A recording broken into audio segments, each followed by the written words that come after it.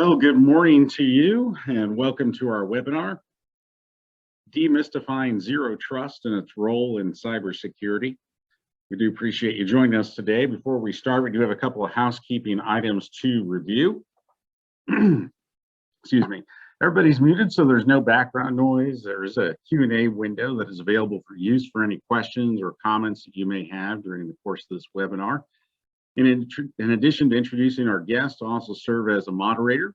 There'll also be some time available after the webinar to ask questions, and we'll either answer them during the webinar or even set up a time to answer specific questions. In fact, in addition to myself, Doug Sokolowski, we also have our general manager, George Love, and our marketing coordinator, Courtney Hicks, in the background looking at those. Contact information will be provided at the end of the webinar for you to get in touch with us at LammTech. In addition to our live webinar, we'll also provide a link to the recording should you want to review what you learned today or want to share your knowledge with another person in your organization, or even just want to show someone you may refer LammTech to. So without further housekeeping items, let's get officially started here today. Again, good morning. I'm Doug Sokolowski. I am the account manager for LammTech. We welcome you and thank you for your time on today's webinar. Now, a little bit about LammTech and what we do. For those not familiar, we do align IT solutions with your growth initiatives. Our overall goal is to take care of your technology so you can focus on your day-to-day business and stop expanding all those pesky issues and problems. LammTech offers managed services to maintain your security, help desk support, consulting, as well as data recovery, along with backup services. Now, today we're going to talk about something a little different. It's data loss prevention. We've had this as a topic in the past, but not as specific as today. Last thing you want is your business to experience is data loss. You want to make sure that not only is your business data secure, but also make sure your customer information is safe. Part of this strategy is called the Zero Trust model. And we're happy to have Ben Jenkins. He is the Director of Cybersecurity at ThreatLocker. He's going to be talking about how the Zero Trust framework is based on the principle of never trust, always verify. Now, with that being said, let's welcome our guest speaker, Ben Jenkins. And good morning to you, Ben. How are you today? Hello there. I'm well, thank you. How are you? I'm doing great as well. Ready to get things going. I know we've had the first few months of the year behind us, but good time here for spring and summer as well, and really the whole year. Take a look at cyber protection and how to prevent data loss, which you're here to talk about today. Of course. Let me go ahead and share my screen so that you guys are able to see exactly what it is that I wanted to go ahead and cover. So if I just share that there, you should be able to see now a PowerPoint presentation. Can you just confirm that for me, Doug?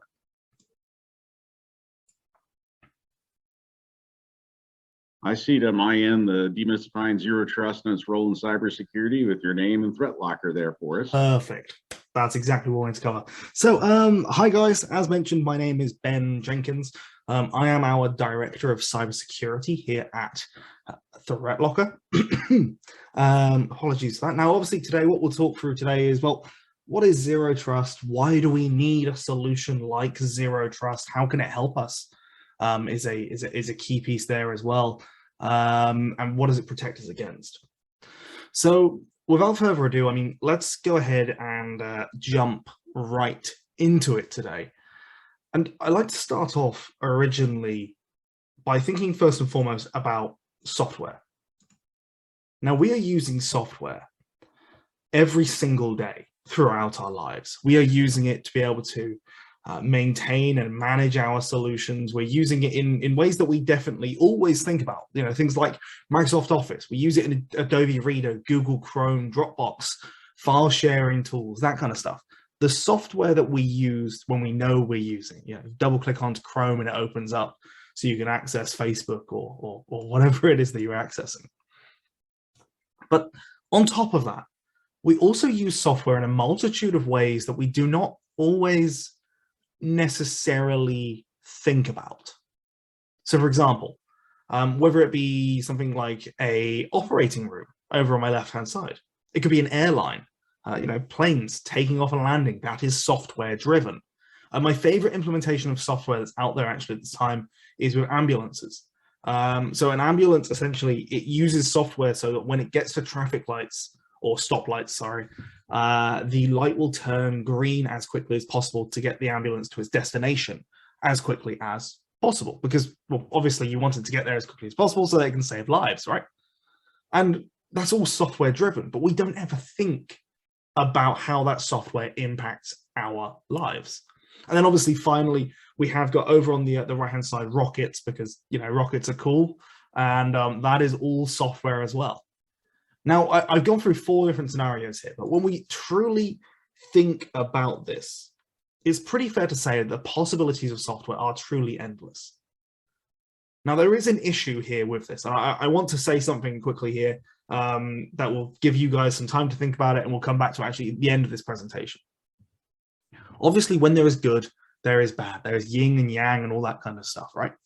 Well, if we think about it, when an app is installed on your machine, it is able to access the same data that the user can access on their machine. So that means that any application you have installed on your machine can access exactly the same information that you can access, your network shares, your local files and folders, etc. Now, think about that while we're going through this presentation. And obviously, while software can be used for great things, as we have gone ahead and shown right here, it can be used for some really, really bad things. Because at the end of the day, malware is just software. When we think about viruses, they are just software. Now, the key difference here between this software and Google Chrome, etc., is essentially good code or bad code. You know, the code that builds this application. Is it good, used for a good purpose, or is it bad? And that's all that separates us from ransomware infections, from data breaches, malicious malware attacks. Now, interesting statistics here. Over 560,000 new pieces of malware are released every single day. And there's actually over 1 billion pieces of malware out there in the wild at this minute in time. And because of all of that, because of those statistics, it's pretty fair to say that the malicious possibilities of software are truly endless as well. They are just as limitless as our possibilities for good software, as we spoke about earlier. Now, you know, I always like to take a little look back and think back, say, 20 years ago, 30 years ago. If we think about early malware, it would say I love you. If we, you know, for those of you here who may remember the I love you virus, it would essentially get onto your machine and then spam your contacts with I love you. We had the, I always forget the name of it, but it used to say really mean things about Bill Gates, the obviously the then CEO of and founder of Microsoft. And the main reason for that was there was a huge vulnerability that was inside of Microsoft that they were not fixing at the time. So someone went, okay, I'm just going to create a virus and notify everyone about this and call out Bill Gates there. Now, the reason I like to mention those is because if we think about ransomware, those pieces of malware, they were not necessarily dangerous. They were annoying. They were a nuisance. They weren't causing widespread panic and huge issues across our networks and making us take cybersecurity super, super seriously. But we've noticed a shift. We have noticed how things have been changing as they have gone on over the last 10 years or so. And malware is moving away from that script kiddie who's bored in a basement because they've got nothing to do on their weekend to it's now realistically a source of income. This is something that threat actors are using day in, day out to make money. And obviously the number one way that we see threat actors making money is with ransomware. So obviously let's take a look at this. Now, I wouldn't call myself a ransomware historian, but I am a big fan of ransomware. I find it a very interesting topic to talk about. And when we think about ransomware, we always think 2012, 2013. That was really when it started coming out, maybe 2015, somewhere around there. That's when people always kind of go to. But ransomware has actually been around for a very, very long time. And it actually starts off as it was the name as what we know as the first ransomware attack is called the AIDS Trojan. Now, essentially, the AIDS Trojan was one of the first documented ransomware attacks all the way back in 1989. Essentially what would happen is there would be an application that was sent out on floppy drives, floppy disks, to AIDS researchers through an AIDS research magazine. And they would go ahead and plug this floppy drive into their machine. And then on the 90th boot cycle, I believe it renamed files and encrypted file names and all that kind of stuff. And to get your data back, you had to go ahead and send $189 to a PO box in Panama. Now that right there is the earliest version of ransomware as we know it. Now, the author, Joseph Pop, got caught because sending money to a PO box in Panama is still slightly traceable. You know, they didn't really have the huge rise of cryptocurrencies as we've got today to make things a hell of a lot more anonymous. But he was caught and then later arrested. Now, if we then look forwards, onwards from there, we then have Colonial Pipeline. You know, May 7th, 2021, it was reported that essentially Colonial Pipeline had been part of an attack. Now, due to this, they went ahead and shut down their systems. Interesting fact, while I was going ahead and actually researching this, I did not realize how much Colonial Pipeline did. So it actually equated to 45% of the fuel across the whole of the East Coast was handled by Colonial Pipeline. And they've just gone ahead and shut down their systems. So it's actually really interesting with how the threat actors managed to get in and infect them with ransomware. You know, people would always imagine that it's this person in a dark room, hood up, maybe a balaclava on or something, you know, sat in front of a computer typing away. But it was nothing like that. The threat actors essentially bought some credentials off the dark web, which is a very easy part of the web to be able to access. They bought some credentials that had not been disabled after someone had left the company, which they should have been disabled. And from there, they were able to access their VPN that Colonial Pipeline used, and then they had access effectively to the network. That right there was how easy it was for essentially the group called DarkSide, is who they were, to be able to effectively get into the network and start wreaking havoc across the board. Now, DarkSide, they are the hacking group that were behind this, and they have since, essentially, it was hugely in the news. I believe the president put out a executive order and said we're going to come after these guys. You know, this isn't great, and it was widely received to be, you know, you don't mess with oil. It's not a good thing to go after. And DarkSide actually came out afterwards and said, and I like to quote this, that they aim to make money, not to cause problems for society. And they actively apologized for what they had done and said that in future, they will be attacking businesses that will not cause the amount of issues that the Colonial Pipeline attack did. I don't think they may have liked all the press that they got and all the recognition they may have got there. Now, since then, DarkSide have actually gone ahead and disbanded. But I do like to kind of touch on this because, I mean, we can see here, they essentially, Colonial Pipeline paid 4.4 million. Now, they recovered back 2.3, but they have still got a solid 2 mil there of money that they have made from this one single attack. And it gets even worse because the attacks keep continuing. Going through 2021, there were more and more and more attacks. If we think about Brenntag, okay, so 150 gig of data was threatened to be leaked. And they actually ended up paying out $4.4 million US again, so that their data did not get leaked. Now, who is it that went after Brenntag? DarkSide, the guys after Colonial Pipeline. This actually happened in the same month as Colonial Pipeline.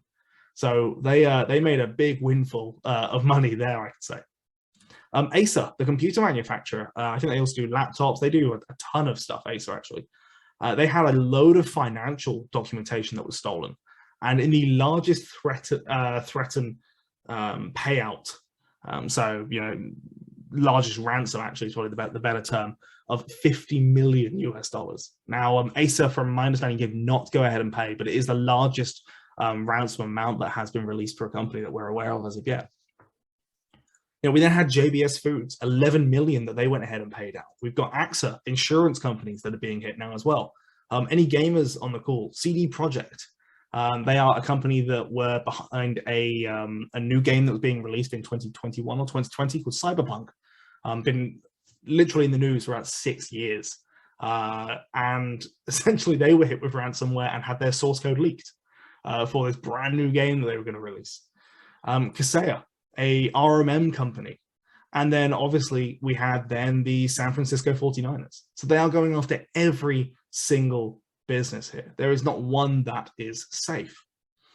And really to stress that, obviously we spoke about some large scale businesses there, but the majority of attacks that are coming in are actually after small, medium businesses. Because this is a lovely graph by a company called Coveware. Now, I am a huge fan of Coveware. They are essentially they act as an intermediary. So if you get hit with ransomware, they will go ahead and negotiate with a threat actor for you so that you don't have to pay as much. Is the easiest term there, which is very interesting. And what we can see on this graph right here is that of businesses that were hit with ransomware, 11 to 100 employees accounted for 32% of those businesses. For businesses of up to 1,000 employees, they were 70% of ransomware infections. So it's absolutely insane what businesses are being hit with ransomware. We're not talking the huge, huge businesses. We are talking small, medium business is what people are going for. And we can see that going ahead further as well. Another piece of information I love to pull out of this is that 77% of ransomware attacks are involving the threat to leak your data. The problem is ransomware attackers now know that you've got Doug mentioned it earlier, backup solutions. They know that you have backup solutions already, and they know that you can more than likely get back up and running using your backup solution. Yes, you may have some downtime there. It could be a couple of days worth of downtime, but you will likely be able to get back up and running from it. So what is it they're now doing? They're now threatening to leak data, because at the same time as infecting your data, they're now stealing that data as well. And they will put it up for sale on the dark web. They will send it to competitors. They will send it to other nation states. These threat actors are now threatening to steal your data. So they've kind of shifted away from this or added on this ransomware piece to now that leaking of data. Very, very interesting there. Now, obviously the key point here, however, is that there is no proof that they will delete the data. We are dealing with criminals after all.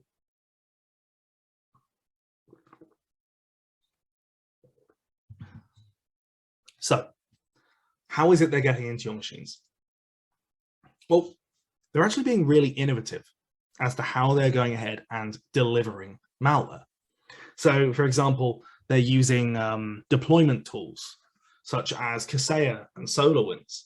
They're using things called rubber duckies. Now, rubber duckies are one of my favorite tools to use in terms of threat acting. Essentially, what a rubber ducky is, then it's not the little rubber duck that you play with in the bath. It is one of these. You can see that just there in my webcam. It is just a USB, and it actually looks generally a lot better when I have got it wrapped up in its little USB kind of pouch that we have here. So it comes in a little cover like that, and it then looks just like a USB. There we are. Perfect. So what does this actually do? Why is this something that threat actors are using? Because it looks just like a USB. Why is it they're using something like this? Well, essentially what this will do is when I plug it into a machine, it will go ahead and act as a keyboard. And then from there, it runs whatever line of code I have got on this USB. Now, there isn't a way necessarily to be able to stop that, bar taking a screwdriver, I guess, to your USB ports and mangling them so that nothing can be plugged in. Because how are you going to block a keyboard from being plugged in? I know it doesn't look like a keyboard, but that's what this will be registered as inside of your machine. And USB blocking software will not block this because, well, USB blocking software is looking for storage devices. This is not a storage device. So this is where this is really, really dangerous. There was a Tesla employee that I think was offered about 500 grand to be able to plug one of these in. Now, I don't think the threat actor really realized that the Tesla employee was based out of Silicon Valley, where I think 500 grand is just a starting salary. But they didn't go ahead and plug it in the end. But this right here is such an easy tool to be able to get access to your data. I have a script, for example, that will take a copy of your documents and upload them to Google Drive using PowerShell. And there's nothing your machine can do. And I'm not aware of any security solution that will go ahead and block it outside of ThreatLocker. Because what is there to block? It's a trusted app. And it's all been kicked off by this one USB. So it's very, very cool. And obviously they're using vulnerabilities. They're using application vulnerabilities that are being released every single day. They're using vulnerabilities that people find on machines. There is a couple of vulnerabilities inside of Microsoft at this minute in time that are being raised with Microsoft. There's a brand new vulnerability that actually came out yesterday with 7-zip, which is an application that people use to be able to, well, unzip folders. There is a way that you can basically run any command as an administrator by exploiting this vulnerability inside of 7-zip, and that came out yesterday. So that's pretty insane. You know, there are new vulnerabilities being released every single day. I think there were 21,000 vulnerabilities from Microsoft that were released just last year alone. And they're also using things like LOLBAS. Now, LOLBAS stands for living off the land, binaries, and scripts. And essentially, if we think back to how threat actors used to have access to your machines or gain access to your machines, they would essentially go ahead and have to run their own software on your machine to be able to infect it in any way that they wanted to wreak whatever havoc they wanted. Now they don't have to. They can use RunDLL to be able to run remote code straight from GitHub in protected memory, all while not being noticed. They can use PowerShell and command prompt to steal your data, as I mentioned earlier. All of these tools exist natively inside of Windows and can be used against you in terms of an attack. So a very interesting project. If you're interested technically in things like this, definitely check out the LOLBAS project. I mean, it's definitely worth checking out there. But these are the ways that we're seeing threat actors getting into your machines. They are incredibly, incredibly clever people. So how is it obviously that we can go ahead and solve this? And right now we're using all of these tools. We're using AV, we're using heuristics, threat hunting, ransomware detection, next-gen antivirus, and let's be realistic. It's not working. We're currently trying to detect these things, and we're trying to find all the bad guys that are in the room, for example. But the sad fact is we cannot identify everything that is bad. And essentially what we're doing is we're stacking a security piece on top of another security piece on top of another security piece. And it's like having house alarms, laser detection, motion detection, but then essentially just leaving the front door open for people to be able to just come on in. We're still allowing things to be able to run, and then we're just notifying you that, hey, something bad's happening. And that's where these solutions obviously are failing. It's not working. But there are some solutions out there. And this is where I like to bring in the idea of a security triangle. Now, currently we look at security essentially as a layered security solution. We put multiple threat scanning tools, all more than likely picking up the same threats stacked on top of each other. We're paying more and more for each security piece there. Now, why is it that I need 3 of the same security tools, which are eating up resources on my machine, when I'm not actually gaining any extra security there? They're all picking up the same problem. And this is why here at ThreatLocker, we like to break it down to 3 different angles. You have your bottom angle, which is the human side. Security awareness training, you know, Doris, do not click on that link, please, kind of thing. You know, don't plug in that random USB. But let's be realistic, guys. If I had this USB just here, and I wrote down the side of it, just on here, payroll, and dropped it off in your car parks, how confident are you that your users would not go ahead and plug in this USB and that I would not now have access to your data? Now, let's be realistic. We know what humans are like. We're going to plug in that USB. And there is only so much training that we can provide to our users of saying, hey, don't click on that link. Don't plug in that USB. Because at the end of the day, we need to prepare for worst case scenario, which is someone is going to plug that in. And that's where it comes over to detection, over on the left-hand side. And this is what people are using right now. They're utilizing tools like MDRs, EDRs, anti-phishing, antivirus, anti-spam, all that kind of stuff. being very honest, it's not working. It's detecting. It's telling you that a problem exists and, hey, there's a problem here. Well, the issue with that is it's essentially the horse has already bolted from the stable. The issue is already there. Ransomware has already infected my data. Thanks for letting me know, though. And that's where zero trust comes in, because we sit firmly over on the right-hand side with our controls. So, what is zero trust? Zero trust is essentially the idea that we should only be allowing minimal access to users and applications across our networks. And we can essentially do this by denying access to any application that has not been pre-approved and giving users least privilege. So if we can go ahead and there's a term we like to use called deny by default. Anything that is not essential to work, we're essentially minimizing that attack vector that the threat actor can use dramatically. So zero trust, the idea of zero trust security is providing least privilege. It is blocking everything by default and following that least privilege model. And we have a couple of ways that we recommend going ahead and doing this. The first is app whitelisting. And this actually comes under a few different names, to be honest. You have app whitelisting, you have deny by default, you have allow listing. They all essentially mean the same thing. It's saying only these applications are allowed to run. That is it, pure and simple. No other applications are allowed to run on my machines. And if they try to, they will get denied by default, which is where that deny by default term comes up. So that, I would say, is the number one way, first and foremost, if you want to implement any kind of protection. Having an AV tool is great, but the problem with an AV tool is it needs to know what is bad. AV tools, antivirus, anti-spam, all that kind of stuff, they're all relying on a definition, knowing what is bad already to be able to block it.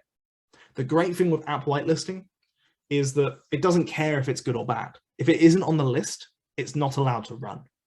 And that is where this stands out miles ahead of other security solutions.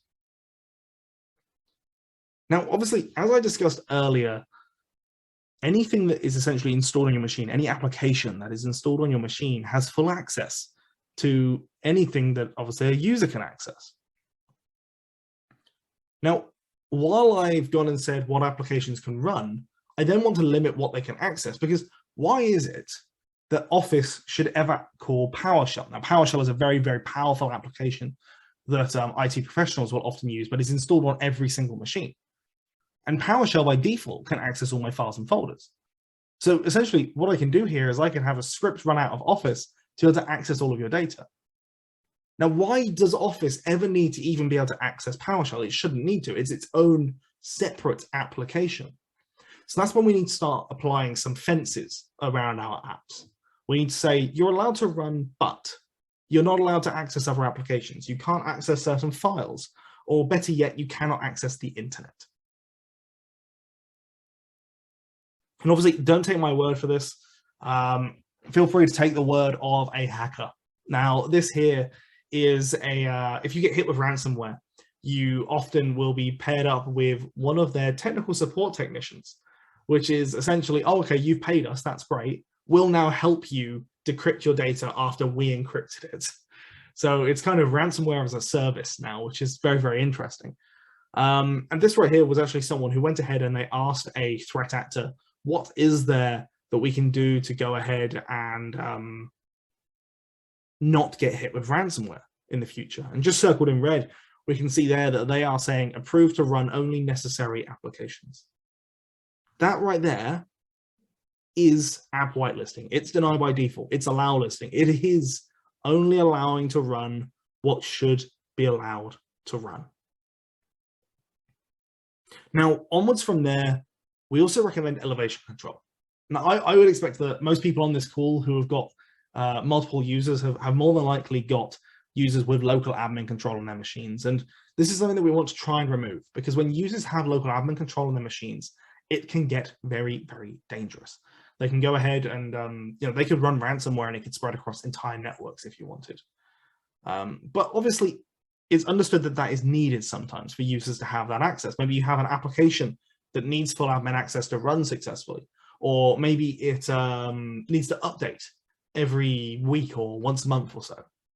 Well, use an elevation control tool to be able to allow you to run only specific applications as an administrator. So only run, for example, QuickBooks as an administrator, and then not allowed to run anything else as an administrator. Take away local admin controls and make it really, really granular. And then finally, storage control. Now, I was reading a study the other day that showed that 59% of people who are leaving a business take some kind of confidential data with them. And the vast majority of attacks are actually made with USB devices. So should every user have access to USBs? Well, what we can do here with storage control is two pieces. First, remove USB access or allow USBs to be able to be plugged in for certain machines. Allow them by only their serial number, so only one USB can be plugged in. Make it really, really granular of how you allow USBs. And then finally, should every application have access to your files and folders, your network shares, etc.? What happens if one of the applications that you've already allowed has an exploit that can be used against your network? What if one of these applications has a hole that hasn't been patched? So control file and folder access based on applications. In the same way that we have network shares or OneDrive shares, etc., that we're saying, hey, you're allowed to access only this folder, and this folder, but you cannot access this folder. Do the same for applications as well. Because for my backup location, just here, why do I need, well, obviously I want my backup software to be able to access it, but why do I need Office to access it? Why do I need PowerShell to access it, which it can by default? So lock down your network shares, lock down your file and folder paths, lock down your OneDrive sync folders, etc., so that only specific applications that need to access it can access it. And obviously, by going ahead and doing all of this, we can go ahead and change that paradigm of endpoint security. Perfect. So guys, I hope that today that's been a helpful session for you. Obviously, if you do have any questions, please throw them in the Q&A, throw them in the chat. I would love to be able to answer any questions if there are. But failing that, thank you for coming along and listening here today. Doug, I'll pass back over to you. Well, thank you very much, Ben. We'll wait and just see if we do have any questions or maybe some comments from George as well. I know that we've got a lot of questions in reference to just that USB test that you did with payroll. It amazes me how many people, when I inquire about their businesses and ask them about preparations and things along those lines, just how much people will actually put that payroll into it, especially if somebody doesn't know anything about it. So, oh, 100%. And the thing is, I used to be an IT administrator at a school. So we would frequently do tests like this. Obviously, schools, they deal with confidential information day in, day out about the students. And we would do tests about this, and we would, drop off a USB and see who will plug it in. Because at the end of the day, humans are always going to be our weakest link. And we need to input solutions in there to make sure that we have as much protection as possible, not just against the ransomware attacks that are going on, but also against the humans that are inside of our network as well. Well, it looks like we do not have any question specifics at this time, but very insightful here today. Like I said, Ben, we appreciate your expertise today from ThreatLocker. We do appreciate your time today to learn more about the Zero Trust model through ThreatLocker that we partner with at LammTech. If you're our current client, you'd like to see what you learned today pertains to your agreement, feel free to call us after the webinar as well. If you're wanting to learn more about LammTech in general, about our offerings, you can also call me direct, 660-851-7342, or you can even go online to lammtech.com. Again, we appreciate Ben's time as well as your time here today, and I hope that you guys have a fantastic day. That's great. Thank you.